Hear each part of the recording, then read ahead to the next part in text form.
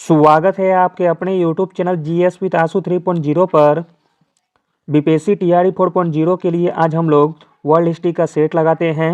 इसमें सारे के सारे प्रश्न बहुत ही सिलेक्टेड दिए गए हैं जो आपके एग्जाम में आने की पूरी संभावना है, इसलिए वीडियो को लास्ट तक जरूर देखें। वीडियो स्टार्ट करने से पहले आप लोगों से एक ही रिक्वेस्ट है, प्लीज़ वीडियो को लाइक और सेशन ख़त्म होने के बाद किसी भी एक ग्रुप में शेयर जरूर कर दीजिएगा। चलिए शुरू करते हैं और आप लोग भी सोचिएगा अपना आंसर क्या हो सकता है। पहला प्रश्न है, स्टालिनग्राद की लड़ाई किसके मध्य हुई थी? प्रश्न इंपॉर्टेंट है। स्टालिनग्राद की लड़ाई हुई थी जर्मनी एवं सोवियत संघ के बीच। ऑप्शन नंबर डी सही हो जाएगा। स्टालिनग्राद की लड़ाई 1942 जर्मनी एवं सोवियत संघ के मध्य हुआ था। इस युद्ध में जर्मनी की पराजय हुई थी और यह द्वितीय विश्व युद्ध के दौरान सोवियत संघ के लिए निर्णायक साबित हुआ। इस युद्ध का मुख्य कारण हिटलर द्वारा मॉस्को यानी कि रूस पर कब्जा करने का उद्देश्य सोवियत संघ पर हमला करना था। अगला प्रश्न देखते हैं, इंपॉर्टेंट है। रूस की क्रांति में सफरागेट आंदोलन से आप क्या समझते हैं? रूस की क्रांति में सफरागेट आंदोलन से हम समझते हैं महिलाओं को मताधिकार करने वाला आंदोलन से। ऑप्शन नंबर ए सही हो जाएगा। रूस की क्रांति में सफरागेट आंदोलन है महिलाओं को मताधिकार प्रदान करने वाला आंदोलन से। अगला प्रश्न है, उस संगठन का नाम बताइए जिसने आर्कड्यूक फ्रांसिस फर्डिनेंड की हत्या की थी। आंसर हो जाएगा option number A black hand. अगला प्रश्न है, विश्व युद्ध 1 में इटली की कार्रवाई मुख्यतः किसके विरुद्ध थी? विश्व युद्ध 1 में इटली की कार्रवाई मुख्यतः थी ऑस्ट्रिया हंगरी के विरुद्ध। ऑप्शन नंबर सी सही हो जाएगा। 1914 में दो यूरोपीय गठबंधनों के बीच युद्ध छिड़ गया। एक खेमे में जर्मनी, ऑस्ट्रिया, तुर्की थे तो दूसरे खेमे में फ्रांस, ब्रिटेन व रूस। बाद में इटली और रोमानिया भी इस खेमे में शामिल हो गए थे। इटली प्रथम विश्व युद्ध की कार्रवाई मुख्यतः ऑस्ट्रिया हंगरी के विरुद्ध थी। अगला प्रश्न है, निम्नलिखित में से किसने प्रथम विश्व युद्ध के बाद राष्ट्र संगठित करने का प्रस्ताव प्रस्तुत किया था? तो दोस्तों वह थे Woodrow Wilson. Option number A सही हो जाएगा।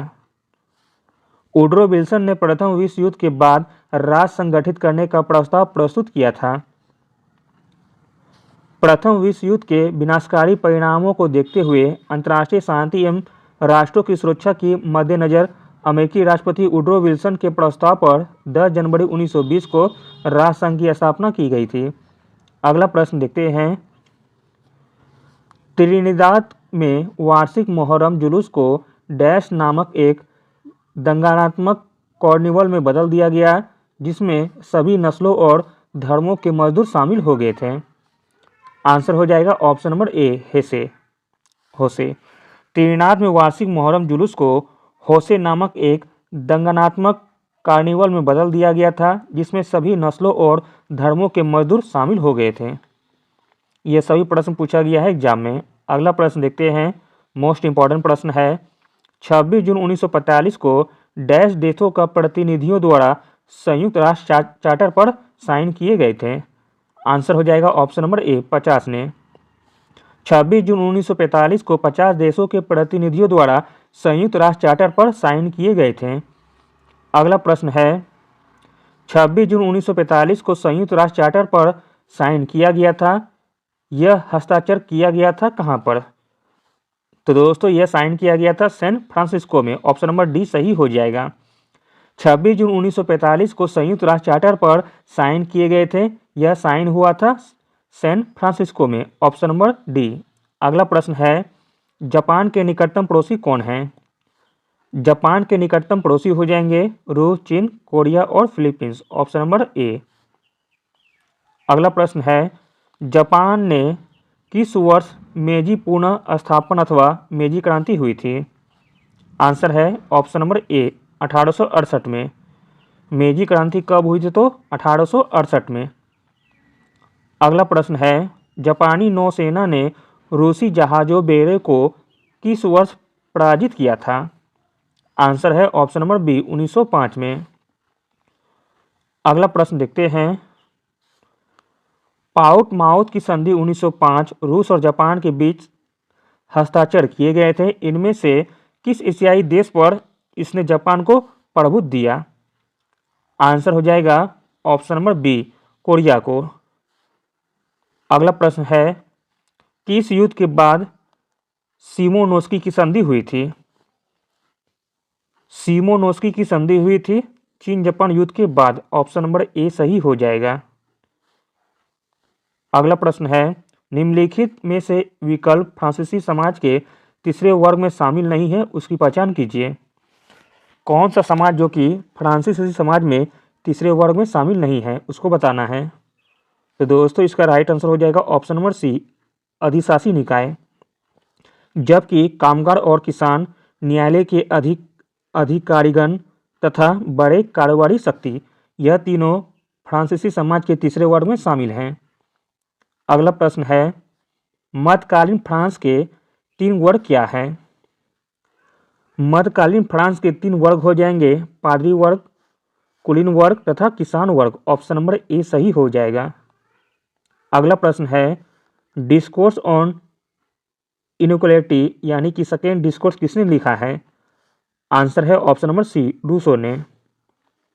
अगला प्रश्न है, आसान सा है, मनुष्य पैदा तो स्वतंत्र हुआ है लेकिन हर तरफ बेड़ियों से जकड़ा हुआ है, यह किसने कहा था? तो दोस्तों इसे कहने वाले थे रूसो। Option number C. अगला प्रश्न है, निम्नलिखित प्रारंभिक वाक्य निम्नलिखित में से किस कृति से संबंधित है? मनुष्य स्वतंत्र पैदा होता है और हर जगह वह जंजीरों में होता है।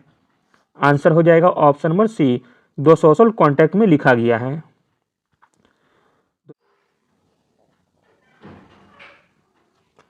अगला प्रश्न देखते हैं, टाइथ क्या था? तो दोस्तों टाइथ था एक धार्मिक कर। ऑप्शन नंबर सी सही हो जाएगा। टाइथ एक धार्मिक कर था। फ्रांस में चर्च भी किसानों से करों का एक हिस्सा टाइथ यानी कि टीथे नाम से वसूलता था। ऊपर से तीसरे स्टेट के तमाम लोगों को सरकार को कर चुकाना पड़ता था। इन करों में टाइल जो कि एक प्रकार का प्रत्यक्ष कर था और उनके अप्रत्यक्ष कर शामिल थे। यह कर कृषि उपज के 10वें हिस्से के बराबर होता था। अगला और अंतिम प्रश्न है, 3 शक्तियों यूएसए, ब्रिटेन और सोवियत संघ के तेहरान सम्मेलन घोषणा किस कालावधि में की गई थी? आंसर हो जाएगा ऑप्शन नंबर बी, 1943 में, दिसंबर 1943 में। 3 शक्तियों यूएसए, ब्रिटेन और सोवियत संघ के तेहरान सम्मेलन घोषणा जो कि हुई थी दिसंबर 1943 में। Option number B.